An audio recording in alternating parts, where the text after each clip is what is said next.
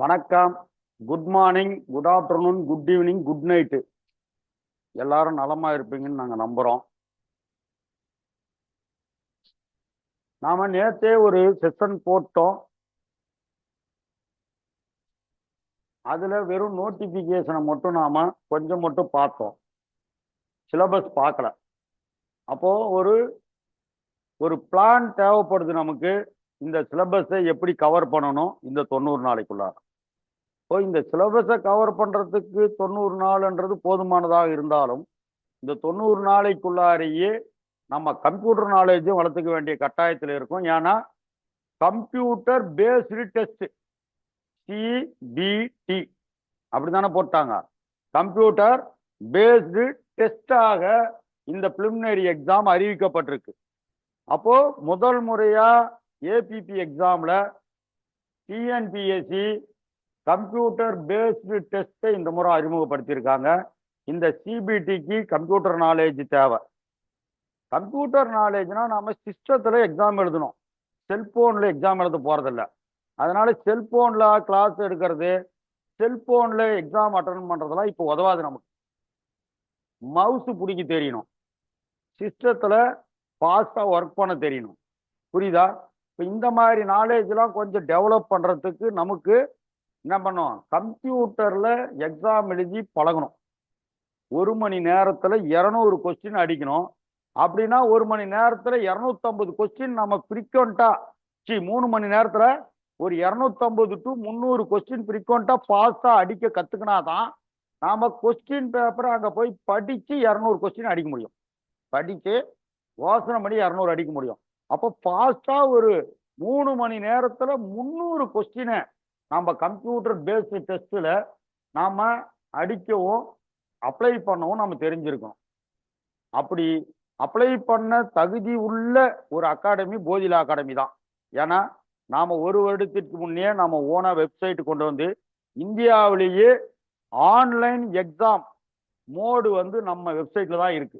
இதுல தனித்தனியா வந்து வச்சிருக்காங்க நிறைய பிரைவேட்டு. ஆனா நாம ஓனாவே ஆன்லைன் எக்ஸாம் நம்ம வெப்சைட்லயே வச்சிருக்கிறோம். ஒரே நேரத்துல 500 கொஸ்டின் 1000 கொஸ்டின் நம்மளால அடிக்க முடியும். நம்மளால அடிக்கவும் எக்ஸாம் வைக்கவும் கூடிய ஒரு மிகப்பெரிய ஒரு வெப்சைட்டை நம்ம உருவாக்கி வச்சிருக்கிறோம். அதனால நம்ம அகாடமியில படிக்கிறவங்களுக்கு இட் இஸ் வெரி ஈஸி இந்த கம்ப்யூட்டர் பேஸ்டு டெஸ்ட் எழுதுறதுக்கு. காரணம் என்னன்னா நம்ம அகாடமியே கம்ப்யூட்டர் பேஸ்டு அகாடமியா தான் இருக்கு. வெப்சைட் மூலமா தான் நம்ம அகாடமி நடத்திட்டு இருக்கிறோம்.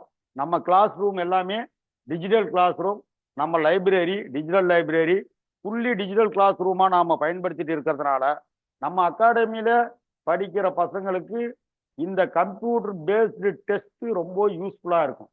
ஏறத்தாழ 50,000 கொஸ்டின் நம்ம வெப்சைட்ல லோட் பண்ணிட்டுக்கிறோம். லா சப்ஜெக்டை பொறுத்து 30,000 கொஸ்டினும், ஜிகே அண்ட் மென்டல் எபிலிட்டி இந்த டெஸ்ட்டுக்காக ஒரு 20,000 கொஸ்டினும் என்ன பண்ணிட்டுக்கிறோம், இப்ப லோட் பண்ணிட்டுக்கிறோம். ஏறத்தாழ நம்ம website nearly 50,000 question and answer உள்ளடக்கி இருக்கு. அப்போ நினைச்சு பாருங்க, இங்க இந்த எக்ஸாமை எதிர்கொள்ள நாம எல்லா வகையிலும் தயாரா இருக்கோம் இன்னைக்கு. அதனால இங்க வந்திருக்கிறவங்க நம்ம ஸ்டூடெண்ட்ஸ் யாரும் இந்த கம்ப்யூட்டர் பேஸ்டு எக்ஸாமை பார்த்து பயப்பட தேவையில்ல. ஃபர்ஸ்ட் அசூரன்ஸ் நான் அதை கொடுக்க என்ன கடமைப்பட்டிருக்கேன். காரணம் என்னன்னா இந்தியா, அதாவது இது வரைக்கும் கடந்த 30 வருடங்களாக இந்தியா முழுவதும் நடந்த ஏபிபி எக்ஸாம் கொஸ்டின் பேப்பரை பூரா கலெக்ட் பண்ணி அதுக்கு ஆன்சரும் செட் பண்ணியிருக்கோம். இது வரைக்கும் இந்தியாவில் எல்லா ஸ்டேட்ல நடந்த ஏபிபி எக்ஸாமோட கொஸ்டின் பேப்பரையும் ஆன்சரையும் கலெக்ட் பண்ணி நம்ம வெப்சைட்ல லோட் பண்ணியிருக்கிறோம். அது மட்டும் இல்லாம ஈச் அண்ட் எவ்ரி சப்ஜெக்டுக்கு தனித்தனியா கொஸ்டின் ஆன்சர் செட் பண்ணியிருக்கோம். ஏறத்தாழ 50,000 கொஸ்டின்கள் உள்ளடக்கிய ஒரு மிகப்பெரிய வெப்சைட்டு நம்மளுடைய bodhilaw.academy.com. அதனால நீங்க உங்களுக்கு வந்து இதை கண்டு பயப்பட வேண்டிய அச்சம் இனி தேவையில்லை. நாம பக்காவா வெல் ப்ரிப்பேர்டா இருக்கோம். என்ன, வேற யாருக்கிட்டுமே இந்த வசதி இல்லை. அதுதான் முக்கியமான விஷயம். நம்ம அகாடமியில மட்டும்தான் இந்த வசதி இருக்கு. வேற எந்த அகாடமிலையும் யாருக்கிட்டையும் இந்த வசதியே இல்லை.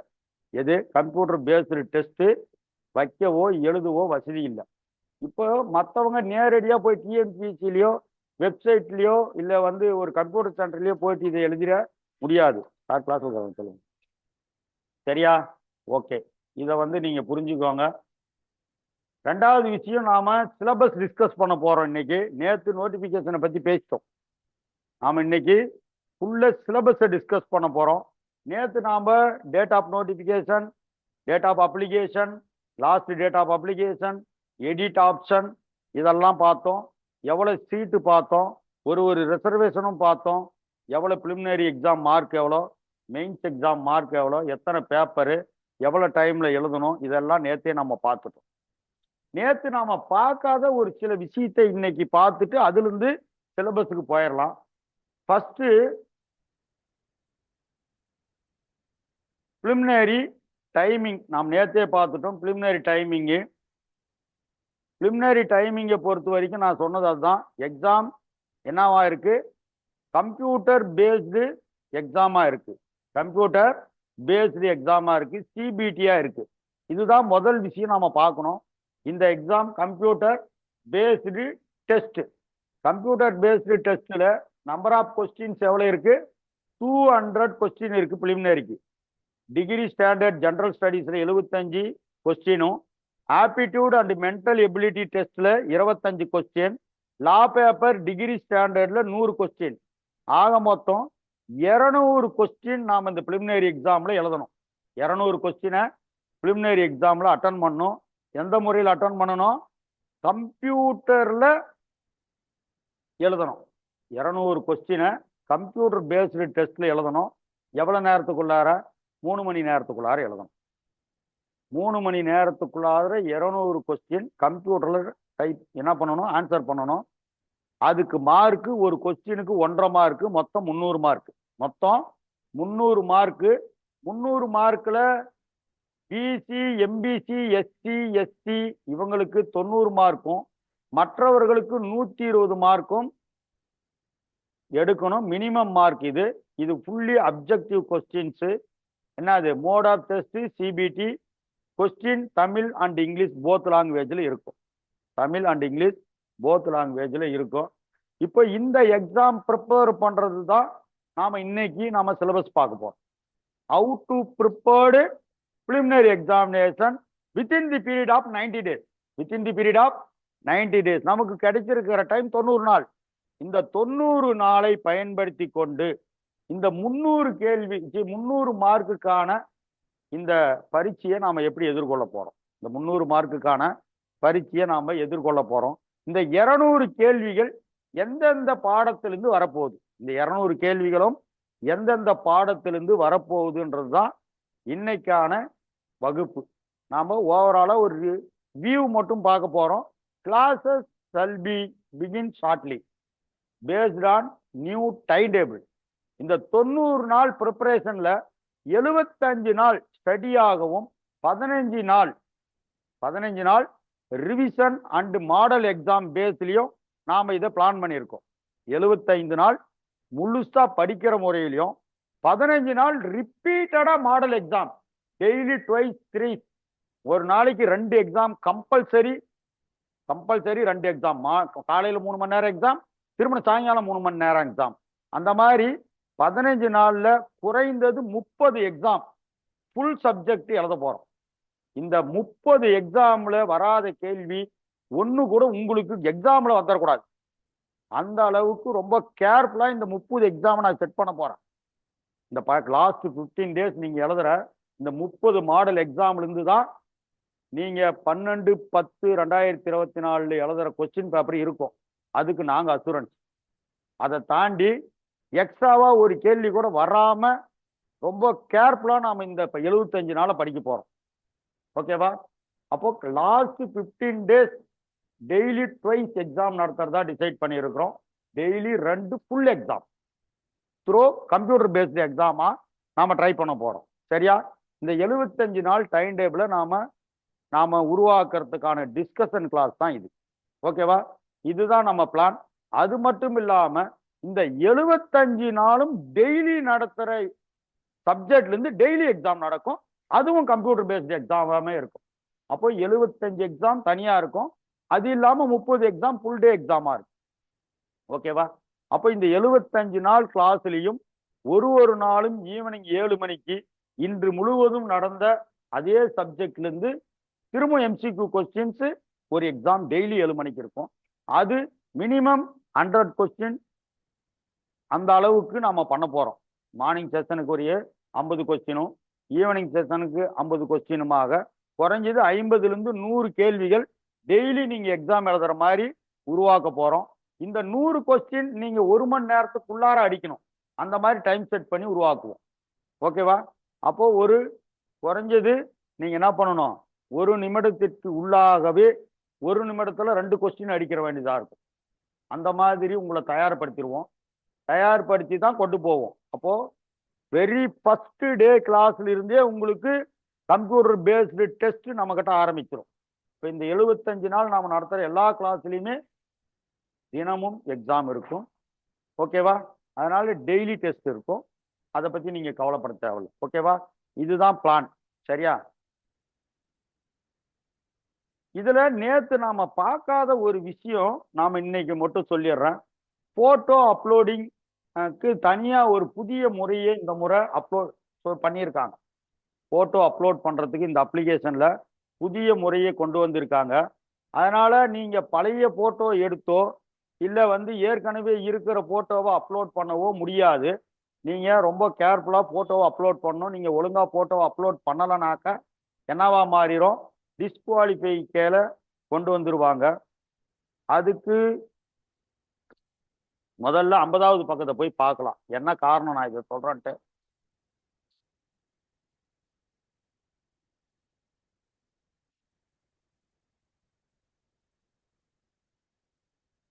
இது annexure 4 form for practice certificate.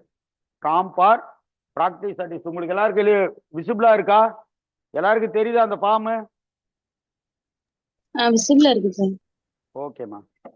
இதுதான் ஃபார்ம் ஃபார் பிராக்டிஸ் சர்டிபிகேட். இந்த சர்டிபிகேட்டை பேஸ் பண்ணி தான் குறைஞ்சது 5 வருஷம் நீங்க ஆக்டிவ் பிராக்டிஸ் கிரிமினல் சைடு பண்ணியிருந்தா மட்டும்தான் இந்த எக்ஸாம் எழுத முடியும். This is the basic qualification for applying ABP. ஓகேவா? இதுல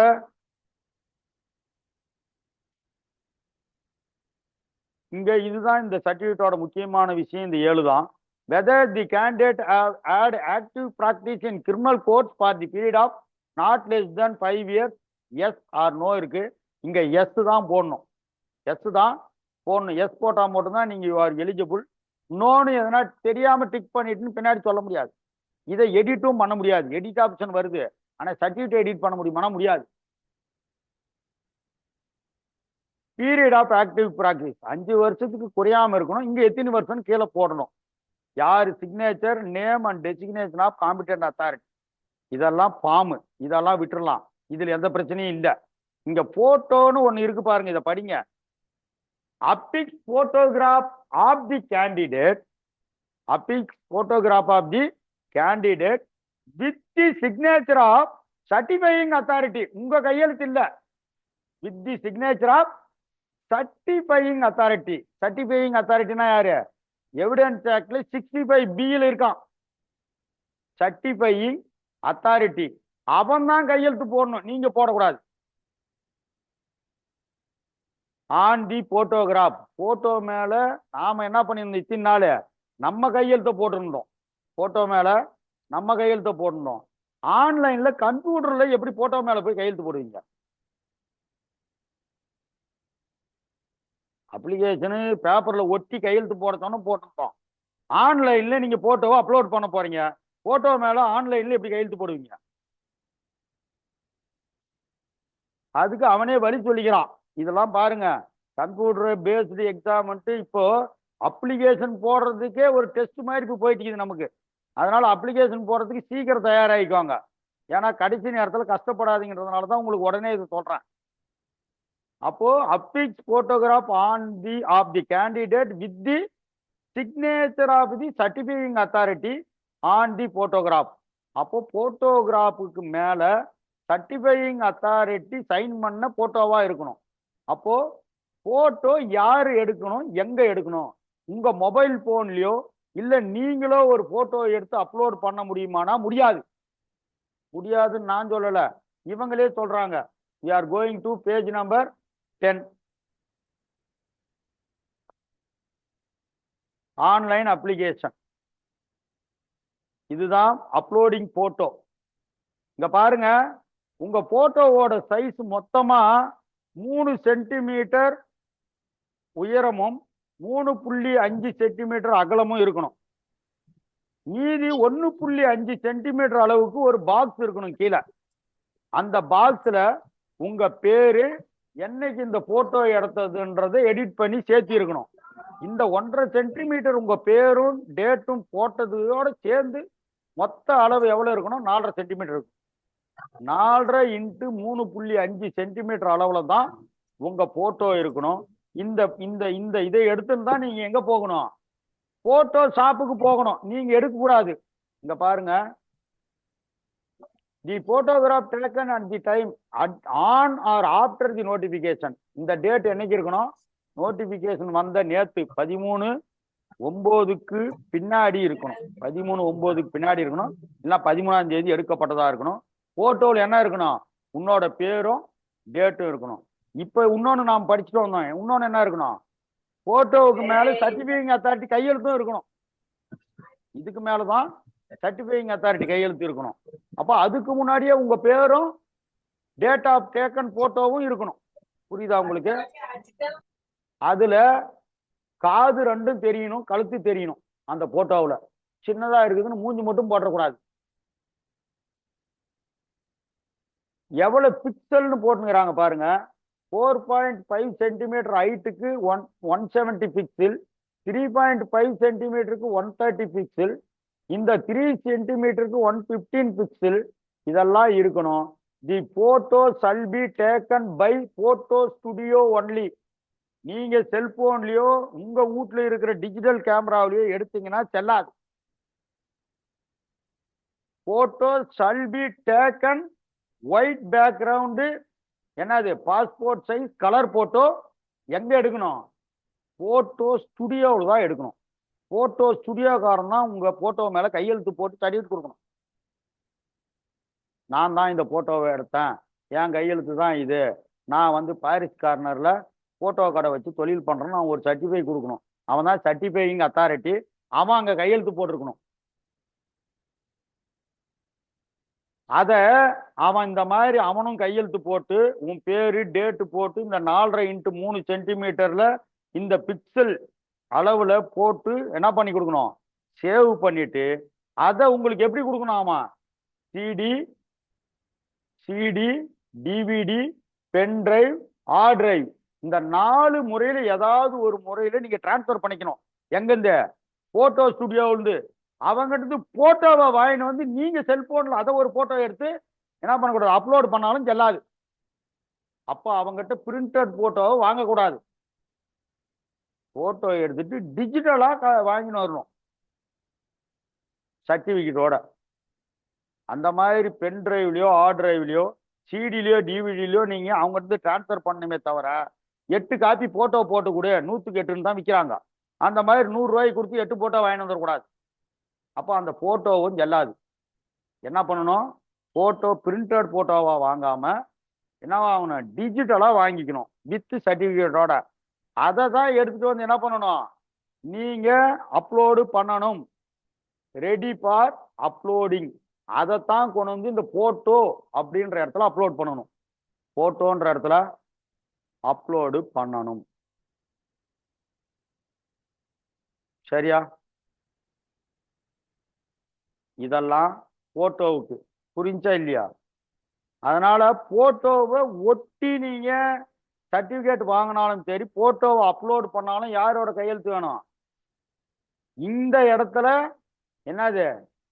இந்த இடத்துல இந்த போட்டோ இருக்குது, சர்டிபிகேட்ல தனியா போட்டோ. இந்த போட்டோ எங்க அப்லோட் பண்றீங்க? இந்த போட்டோ அப்ளிகேஷன்ல உங்க போட்டோன்ற இடத்துல. அந்த போட்டோ நாம பார்த்தது எங்க? எக்ஸ்பீரியன்ஸ் சர்டிபிகேட்ல 50வது பக்கம். ஆமா, 50வது பக்கம் இருக்கிறது அங்க. இது வந்து நீங்க சிக்னேச்சர் எக்ஸ்பீரியன்ஸ் சர்டிபிகேட் வாங்குறீங்களா, அவங்க கிட்ட ஒட்டுற போட்டோவில் என்ன இருக்கணும்? இதுக்கு மேல அந்த சர்டிஃபையிங் அத்தாரிட்டி கையெழுத்து போட்ட போட்டோவை இங்க ஒட்டணும். அப்பிக்ஸ் போட்டோ அதுக்கு பேர் என்ன? Upload photo. அப்போ அப்லோடு போட்டோன்றது ஒரு கேட்டகரி, அப்பிக்ஸ் போட்டோன்றது ஒரு கேட்டகரி. நல்லா தெரிஞ்சுக்கோங்க. 2 போட்டோ இருக்குது. ஒன்னு டிஜிட்டல் போட்டோ, இன்னொன்னு பிசிக்கல் போட்டோ. பிசிக்கல் போட்டோவை வாங்கிட்டு வந்து ஒட்டி அவங்ககிட்ட கையெழுத்து வாங்கிட்டு வந்த போட்டோவை இங்க ஒட்டணும். டிஜிட்டலா உங்க பென் டிரைவ்ல சிடியில வாங்கின போட்டோவை என்ன பண்ணணும்? அப்லோடு பண்ணணும். புரியுதா? அப்போ ஒரு போட்டோ கையெழுத்து போட்டு வாங்கிட்டு வந்து அப்ளிகேஷன்ல ஒட்டணும். எந்த அப்ளிகேஷன்ல? எக்ஸ்பீரியன்ஸ் சர்டிபிகேட் போட்டோவில் ஒட்டிடணும். அப்லோட் பண்றதுக்கு பென் டிரைவ்ல வாங்கிட்டு வரணும். புரியுதா? இப்போ போட்டோ எடுக்கிறதே ஒரு கதை. நல்லா தெரிஞ்சுக்காங்க. போட்டோ வந்துட்டு நீங்க பாட்டுக்கு செல்போன்ல எடுத்து கொண்டு போய் அப்ளிகேஷன் போடுறவங்க பூரா வீணா போயிருவீங்க. யாருக்குன்னா சந்தேகம் இருக்கா கேளுங்க. அப்ளிகேஷன் போடுறது தான் இருக்கிறதுலே பெரிய ரிஸ்க். சார் இன்னொரு டைம் சொல்லுங்க சார். ஆமா, 2 வகையான போட்டோ அப்லோட் பண்ணணும். நல்லா நோட் பண்ணிக்கோங்க. ஒன்னு digital photo uploading in the form, இன்னொன்னு physical photo affix in the என்ன certificate? Experience certificate designated authority கிட்ட வாங்கணும். யாரு? பிபி, ஏடிபிபி. ஹைகோர்ட்ல வேலை செஞ்சிருக்கணும், இல்லைன்னா செஷன்ஸ் கோர்ட்ல வேலை செய்யணும். அவங்க கிட்ட கையெழுத்து வாங்கணும். இல்லைன்னா senior council, designated senior council கிட்ட வாங்கணும். இந்த சர்டிபிகேட் இந்த 3 பேருக்கு தான் எலிஜிபிள் இருக்கு. PP, additional PP, senior council. இந்த 3 பேர்கிட்ட 3 பேர் தான் இந்த சர்டிபிகேட் கொடுக்கணும். இந்த சர்டிபிகேட் கொடுக்கறதுக்கு என்ன இருக்கணும்? மோர் தென் 5 years experience in the criminal கோர்ட்ல இருக்கணும். அதுவும் ஆக்டிவ் பிராக்டிஸ் இருக்கணும். இதெல்லாம் நேத்தே நாம பார்த்துட்டோம். இந்த சர்டிபிகேட்ல ஒரு போட்டோவை ஒட்ட சொல்றாங்க. அது பிசிக்கல் போட்டோ. போட்டோவை வாங்கி கொண்டு வந்து எங்க ஒட்டணும்? இந்த பாக்ஸுக்கு கீழே ஒட்டணும். இதுல ஒட்டும் போது கையெழுத்து நாம போடக்கூடாது. யார் போடணும்? சர்டிஃபையிங் அத்தாரிட்டி கையெழுத்து போடணும். சர்டிஃபையிங் அத்தாரிட்டின்றது போட்டோ கடையில இருக்கிற போட்டோ எடுத்தவன். போட்டோ எங்க எடுக்கணும்? போட்டோ ஷாப்ல தான் எடுக்கணும். போட்டோ ஷாப்காரன் சர்டிபிகேட் கொடுத்து கையெழுத்து போடணும். ஒரு போட்டோவை கையில் வாங்கி வந்து இந்த சர்டிபிகேட்ல ஒட்டியிருக்க. மீதி போட்டோவை என்ன பண்ணணும்? போட்டோ 4.5 அந்த சைஸுக்கு எடிட் பண்ணி பேரு, டேட் ஆஃப் போட்டோவோட என்ன பண்ணணும்? சேவ் பண்ணி நீங்க CD, DVD, pen drive, hard drive எதுலயோ ஒன்று வாங்கி அதை கொண்டு வந்து அப்ளிகேஷன் சப்மிட் பண்ணும்போது அப்லோட் பண்ணணும். Okay sir.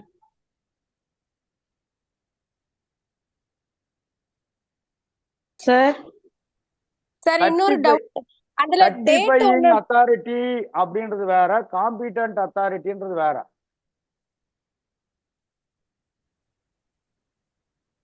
சார் ஒரு டவுட். இந்த சர்டிபிகேட் போடுறவங்க கிட்ட தான் வாங்கணும்ன்றீங்களா? ஹலோ, ஒரு செகண்ட் இருமா, ஒரு செகண்ட். ஓகே.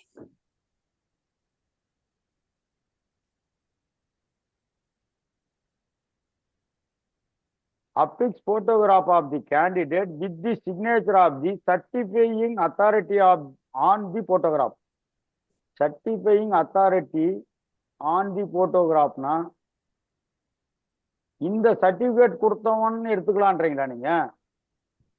ஆமாங்க சார். அனெக்சரி 5ல கொடுக்கிற சர்டிபிகேட் கொடுத்தவங்க தான் அதுல சைன் பண்ணணும்.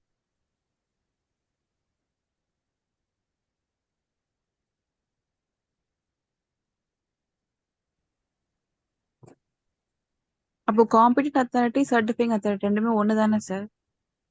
அதை தான் இப்போ சொல்றாரு. இந்த சர்டிஃபையிங் அத்தாரிட்டின்றவன் ஒருவேளை வந்து போட்டோ எடுத்தவனா, ஒருவேளை இந்த ஓகே நீங்க சொல்றது கரெக்ட் தான். அப்போ இங்க ஒரு சிக்னேச்சர் இருக்க, name and designation of competent authority. அப்போ இங்க சர்டிஃபையிங் அத்தாரிட்டின்றவன் போட்டோஷாப் ஓனர் இல்லையா? இல்லைங்க சார். இதுல ஒரு சைன் பண்ணுவாங்க, போட்டோ மேல ஒரு சைன் பண்ணுவாங்க. 2 சைன் அவங்க போடணும், அந்த காம்பிடன்ட் அத்தாரிட்டி. ஓகே சார் இன்னொரு டவுட். போட்டோ கீழ நேம், அந்த நேம் கீழ டேட் வந்து டேட் ஆஃப் பர்த் போடணுமா? அல்லனா அந்த photo date of taken photo. அம்மா போட்டோ எடுத்த தேதிமா, photo அது போட்டோ ஸ்டுடியோக்காரன் பண்ணி கொடுப்பான். போட்டோ எடுக்கிற டேட்டா சார்.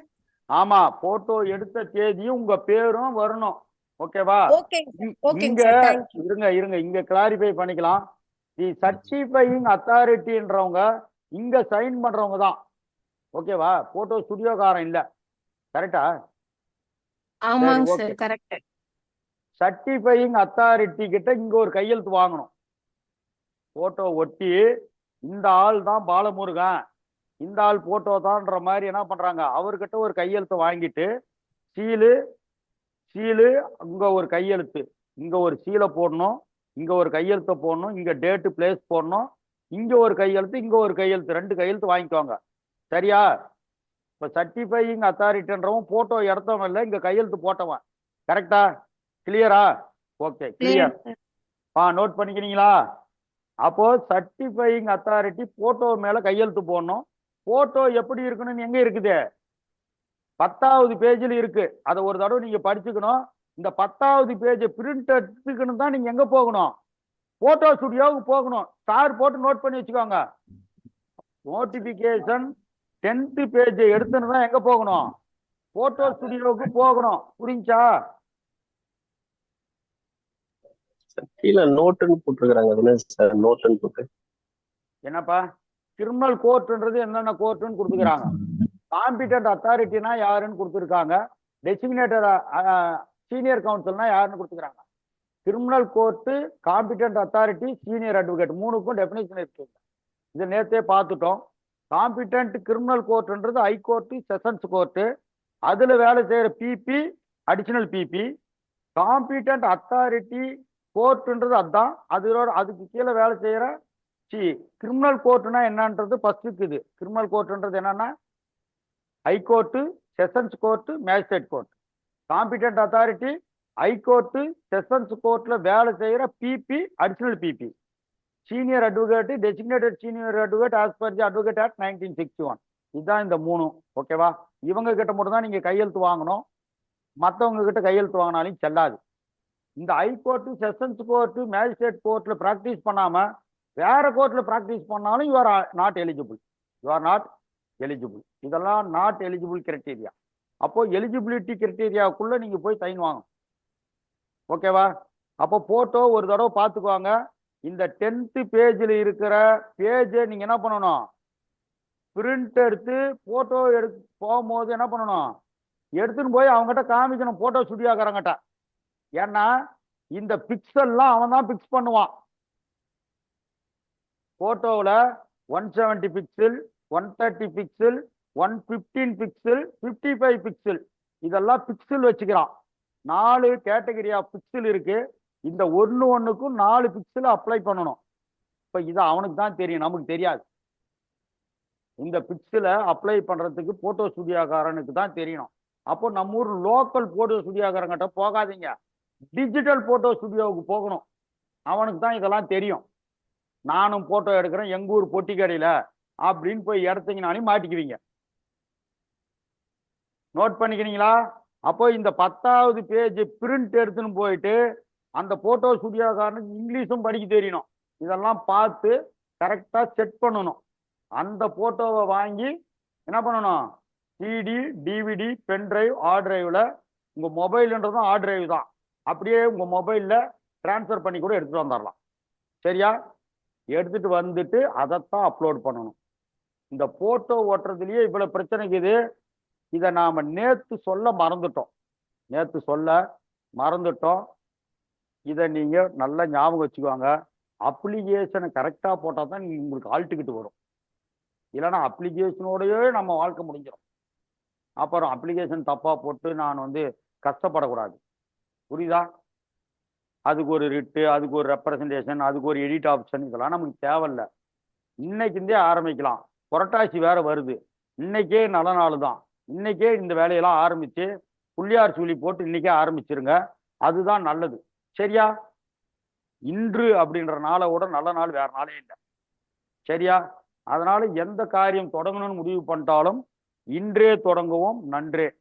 இல்லைன்னா நாளைக்கு ரொம்ப நல்ல நாள், கடைசி முகூர்த்தம், அப்படித்தானே? நாளைக்கு ஞாயிற்றுக்கிழமை, ஞாயிறு தான் யாருக்கு? அரசு வேலைக்கெல்லாம் அதிபதி. கரெக்டா? அப்புறம் நீங்க இந்த நடுவில் உள்ளது வந்து நீங்க ஜோசியம் சொல்லாதீங்கன்னு சொல்லக்கூடாது. அரசு வேலைகளுக்கு ஞாயிறு தான் அதிபதி. சூரியன் தானே அதிபதி. அரசுக்கு அரசாள்றதுக்குலாம் சூரியன் தான் அதிபதி.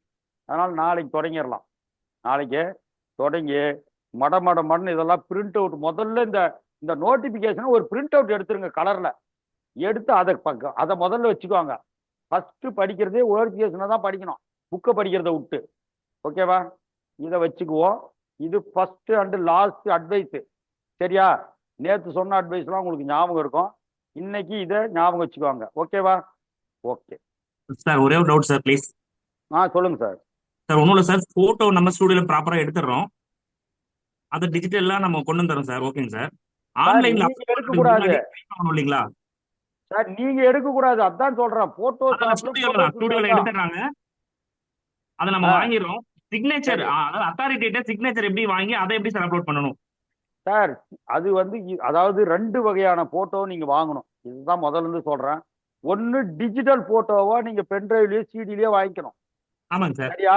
ஆமாங்க இன்னொன்னு சார். பிரிண்டட் போட்டோவை ஒன்னு வாங்கிக்கணும். ஓகேங்க சார். ஓகேவா? ஒரு காப்பி பிரிண்டடா வாங்கிட்டு ஒரு காப்பியை நீங்க பென்டிரைவ்ல வாங்கிக்கிறீங்க. இந்த ஆமாங்க சார். பிரிண்டடா வாங்கின இந்த போட்டோவை கொண்டு போயிட்டு நீங்க அந்த சர்டிபிகேட் ஆஃப் பிராக்டிஸ்ல ஒட்டிடுறீங்க. ஓகேங்க சார். ஒட்டிட்டு இந்த சர்டிபிகேட் பண்ணாங்கல்ல ஒரு ஆபீசர், உங்களுக்கு ஆமாங்க அவரு 2 கையெழுத்து போடணும். அந்த இடத்துல சர்டிபிகேட்டுக்கு ஒரு கையெழுத்து போட்டு உங்க போட்டோ மேலேயே ஒரு கையெழுத்து போடணும். ஓகேங்க சார். ஓகேவா? உங்க ஓகேங்க போட்டோ மேல ஒரு கையெழுத்தும் சர்டிபிகேட்ல ஒரு கையெழுத்தும் போடணும், போட்டோ ஒட்டி. சரிங்க சார்.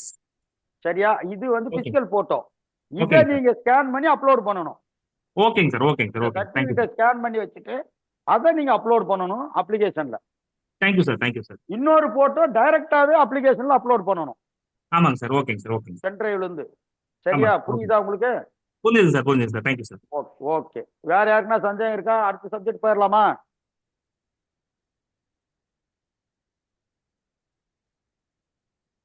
சார் போட்டோ ஸ்டுடியோல நமக்கு அப்படியே கொடுப்பாங்களா சார்? போனுக்கு அனுப்புறாங்களா? அதுதானே சார் ஹார்ட்வேர் சொல்றாங்க இங்க?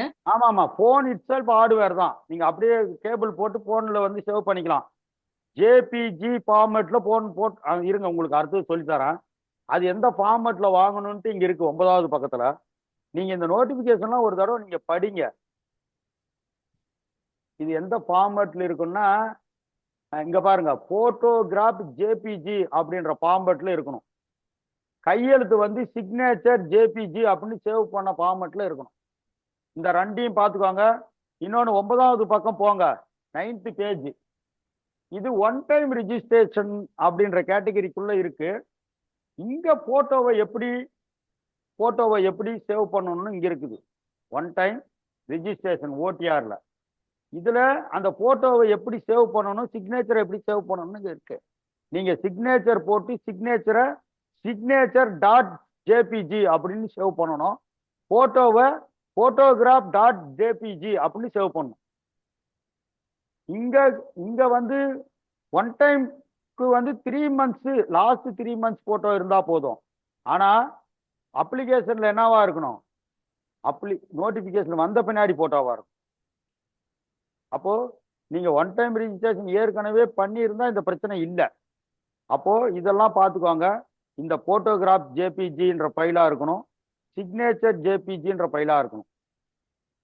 அதனாலதான் இந்த நோட்டிபிகேஷனை கொஞ்சம் ஒண்ணு சொல்லுமா. இப்போ இந்த சிவில் ஜட்ஜுக்கு ஒன் டைம் பண்ணல சார். அது சார் அதே சிவில் போதுமா? ஜட்ஜுக்கு நம்ம ஒன் டைம் பண்ணிருப்போங்க. ஆமா, சிவில் ஜட்ஜுக்கு பண்ணது இருந்தா அதுவே போதுமானது. நீங்க புதுசா ஒன் டைம் பண்ண தேவையில்ல. சிவில் ஜட்ஜுக்கு யாரெல்லாம் ஒன் டைம் பண்ணீங்களோ அவங்க இப்ப பண்ண தேவையில்ல. ஒன் டைம் ஒரு தடவை பண்ணா போதும். அதனாலதான் அதுக்கு பேர் ஒன் டைம். இப்ப யாரும் பண்ண தேவையில்ல. ஒன் டைம் இல்லாதவங்க பண்ணணும், ஒன் டைம் இருக்கிறவங்க பண்ண தேவையில்லை. ஓகேவா? ஏற்கனவே பண்ணது இருக்கு சார். அதுவே போதும், அதுவே போதும், அதுவே போதும். கவலைப்பட ஒன் டைம் இருக்கிறவங்க யாரும் பயப்பட தேவையில்ல. ஆனா இந்த போட்டோ எடுக்கிறது இப்ப எடுத்து ஆகணும். நாளைக்கு நல்ல நாள் பார்த்து போய் எல்லாம் எடுத்துட்டு வந்துருங்க போட்டோவை, நேரங்காலம் பார்க்குறவங்களா இருந்தா. ஓகேவா? பார்க்காதவங்களுக்கு தேவையில்ல. அதனால எதெல்லாமே இன்னைக்குந்தே செய்ய ஆரம்பிக்கலாம். என்ன இல்லை நாளைக்கு ஃப்ரீயா இருக்கிறீங்க, 4 நாள் லீவ் இருக்கு, இந்த 4 நாளைக்குள்ளாரியே இந்த வேலைகள்லாம் முடிச்சிருங்க. ஒர்க்கிங் டேவெல்லாம் படிக்கலாம் நாம. சரியா? லீவில் ஃப்ரீயாக இருக்கும்போது நாம் நாளைக்கெல்லாம் லீவ் தான் விடுறோம். அதனால ஃப்ரீயாக இருக்கிறவங்க எல்லாமே நாளைக்கு என்ன பண்ணுறீங்க, ஒரு நல்ல ஃபோட்டோ ஸ்டுடியோக்காரங்கிட்ட போய் உக்காந்து இந்த நோட்டிஃபிகேஷன்லாம் கொடுத்து இதெல்லாம் தயார் பண்ணிக்குவாங்க. அதே மாதிரி இந்த சர்டிஃபிகேட்லாம் பிபிங்க எல்லாம் வீட்டில் சும்மா இருப்பாங்க, அடித்து போய் வாங்கிட்டு வந்துருங்க. சரியா? அதனால இந்த சனி ஞாயிறுலேயே எல்லாம் முடிச்சு வச்சிருங்க. ஃப்ரீயாக இருக்கும் போதே இந்த வேலையெல்லாம் முடிச்சிடலாம். 4 கிழமெல்லாம் பார்க்க தேவையில்ல. சார் கோட்டு கவுன் மாட்டிட்டு போட்டோ எடுக்கணுமா இல்ல நார்மல் போட்டோ எடுக்கணும் சார்? அதுல கோட்டு கவுன்லாம் சொல்லல, நீங்க கோட்டு போட்டு எடுக்கிறது நல்லது. கோட்டு போட்டு பேக்ரவுண்டு ஒயிட்டா இருக்கணும், அதுல இன்ஸ்ட்ரக்ஷன் இருக்கு. கோட்டு போட்டா நெக்கு தெரியணும், நெக்கு 2 காதும் தெரியணும் அப்படின்னு சொல்றாங்க. நெக் பேண்டு போடாம கோட்டு போட்டு எடுத்துக்குவாங்க. நீங்க கோட்டு போட்டு எடுக்கலாம், கோட்டோட தான் நம்ம நிறைய போட்டோஸ் யூஸ் பண்றோம். அதனால கோட்டு நெக் பேண்ட் போட்டு கூட நீங்க எடுத்துக்கலாம், பிரச்சனை இல்லை. ஆனா போட்டோ எடுக்கணும். அங்க யூனிஃபார்ம் என்ன ட்ரெஸ் கோடை பத்தி அவங்க சொல்லல. பேஜ் நம்பர் 10ல ட்ரெஸ் கோடை பத்தி சொல்லல. கலர் போட்டோ, பேக்ரவுண்டு ஒயிட்டு, ஸ்டுடியோவில் எடுக்கணும் அப்படின்னு தான் சொல்லியிருக்காங்க. ட்ரெஸ் கோடை பத்தி எதுவும் சொல்லலை. ட்ரெஸ் கோடு சொல்லலை. நீங்க கோட்டு போட்டு எடுக்கலாம், இல்லைன்னா ஒயிட் ஷர்ட் போட்டு எடுத்துக்கலாம். ஒயிட் ஷர்ட் போட்டு எடுத்துக்கலாம். போட்டோவில் கோட்டு போடணும்னு ஒரு கண்டிஷன் இல்லை. சரியா? ஆனால் நீட்டாக எடுத்துக்குவாங்க போட்டோவை. கலர் போட்டோன்றதுனால கொஞ்சம் டீசெண்டாக ஒயிட் ஷர்ட் போட்டு எடுத்துக்குவாங்க. இல்லை white shirt with coat neck pant போட்டு எடுத்துக்கிறதுனால எடுத்துக்குவாங்க. அதில் பற்றி பிரச்சனை எப்படி சார்? என்னம்மா? உமனுக்குலாம் எப்படி சார்? நாங்களாம் அதுதான்மா, நீங்கள் சேரீ கட்டி எடுத்துக்கலாமா, ஒயிட் சுடிதார் போட்டு எடுத்துக்குவாங்க, டீசெண்டாக இருக்கட்டும். ஏன்னா நம்ம ஏபிபி எக்ஸாம். ஆமாம், டீசெண்டாக எடுத்துக்குவாங்க. கலர்ஸ்லாம் அவாய்ட் பண்ணிக்குவாங்க. கொஞ்சம் ஒரு அப்பியரன்ஸ் நல்லா இருக்கும். ஏன்னா இன்டர்வியூ போகும்போது ஜட்ஜஸ் தான் உங்களை இன்டர்வியூ பண்ணுவாங்க. அந்த உங்களோட அப்ளிகேஷன் போட்டோலாம் அங்கே இருக்கும். பார்த்தா ஒரு ஃபேர் அப்பியரன்ஸ் வேணும்ல. அதனால போட்டோஸ் கொஞ்சம் டீசெண்டா யூனிஃபார்ம்ல இருந்தா நல்லா இருக்கும். யூனிஃபார்ம் போட்டு எடுத்தீங்கன்னா தொந்தரவு இருக்காது, பார்த்துக்கோங்க. சரிங்க சார், தேங்க்யூ சார். ஓகேம்மா, ஓகே. இப்போ சிலபஸ் போயிடலாமா? சார் ஆமா, சொல்லுங்கம்மா. சார், இப்போ நாங்க ஒன் டைம் பாஸ்வேர்டு ஏற்கனவே நாங்க வச்சிருக்கிறோம் போன எக்ஸாம்ல உள்ளது. அப்படிங்கும்போது இந்த போட்டோஸை மட்டும் அவங்க எடிட் பண்ணி தர சொல்லலாம்ல சார்? மற்ற டீட்டெயிலா எடிட் பண்ண தேவையில்ல. ஒன் டைம் பாஸ்வேர்டு நீங்கள் ஒன் டைம் பாஸ்வேர்டு எடிட் பண்ணுற ஆப்ஷன் இருந்தால் எடிட் பண்ணிக்கிறதுனா பண்ணிக்கோங்க. நீங்கள் உங்களுக்கு ஒன் டைம் ரிஜிஸ்ட்ரேஷன் உங்களுக்கு வந்து எக்ஸாமுக்கோ வேற எதுக்கோ இல்லை, only for the purpose of TNPSC மட்டும்தான். இந்த எக்ஸாம் அப்ளிகேஷன் தான் உங்களுக்கு இன்டர்வியூ வரைக்கும் போகும். எக்ஸாம் அப்ளிகேஷன்ல இருக்கிற போட்டோ மட்டும் இந்த மாதிரி கொடுத்துட்டீங்கன்னா போதும். இப்போ புதுசாக ஒன் டைம் பண்ணுறவங்க 2 போட்டோவும் இதே மாதிரி கொடுத்துருங்க. ஏற்கனவே ஒன் டைம் பண்ணி இருக்கிறவங்க அதை மாற்றின்னு நீங்கள் ரிஸ்க் எடுக்காதீங்க, அதை அப்படியே விட்டுருங்க. அப்ளிகேஷனை மட்டும் அப்லோட் பண்ணுங்க. ஓகே சார், சொல்லுங்கம்மா. சார் இந்த 5 years எக்ஸ்பீரியன்ஸ் கேட்டிருக்காங்களா சார் கிரிமினல் கோர்ட்ல? Not less than 5 years. அதான் நாட் லெஸ் தென். இப்போ 5 வருஷமும் நம்ம கிரிமினல் கோர்ட்லயே இருக்கணுமா சார்? ஒரு நாள் குறைஞ்சா கூட யூ ஆர் டிஸ்குவாலிஃபைடு. அதுக்கு நம்ம ஏதாவது ப்ரூஃப் வக்காலத்துல நம்ம அதெல்லாம் தேவையில்ல. அதுக்கு தான் ஆபீசர் சைன் வாங்க சொல்றாங்க. இந்த பப்ளிக் ப்ராசிக்யூட்டர் சைன் பண்ணாவே அதுவே ப்ரூஃப் தான். சரி சார். அதனால ஒன்றும் பிரச்சனை இல்லைம்மா. ஹைகோர்ட்ல ப்ராக்டிஸ் பண்ணாவே ஆக்டிவ் ப்ராக்டிஸ் இன் கிரிமினல் கோர்ட்டுன்னு சொல்லிட்டாங்க. ஹைகோர்ட்ன்ற வார்த்தை இருக்கு. செஷன்ஸ் கோர்ட்டுக்கு போயிருந்தாவே நீங்க ஆக்டிவ் ப்ராக்டிஸ்ன்னு எடுத்துக்கலாம். சரியா? அதுக்குன்னு சதா வந்து மேஜிஸ்ட்ரேட் கோர்ட்லயே இருக்குன்னு நான் விஷயம் இல்லை. சரியா? ஆமா, 5 வருஷத்துக்கு மேல உங்களுக்கு எக்ஸ்பீரியன்ஸ் இருந்தாவே எல்லா பிபியும் போட்டு கொடுத்துருவாங்க. அதனால நீங்க பயப்பட தேவையில்ல. சரிங்களா? எந்த பிபியும் வந்து நீ எந்த கோர்ட்ல ப்ராக்டிஸ் பண்றன்னு உட்காந்து பார்க்க போறதில்ல, கேட்க போறதில்ல. யார் போய் கேட்டாலும் அந்த பார்ல பிபிங்க போய் கேட்டீங்கன்னா கொடுத்து தான் போறாங்க. அதனால அதை பத்தி பயப்படாதீங்க. சரியா? சரி, ஓகேவா? இதெல்லாம் அப்ளிகேஷன் அப்லோடிங்ல இருக்கிற பிரச்சனைகள். சரியா? இதை நாம தனி வீடியோவை போட்டுக்கிட்டு இன்னொரு வீடியோவா நம்ம சிலபஸ் டிஸ்கஷன் போயிடலாம்.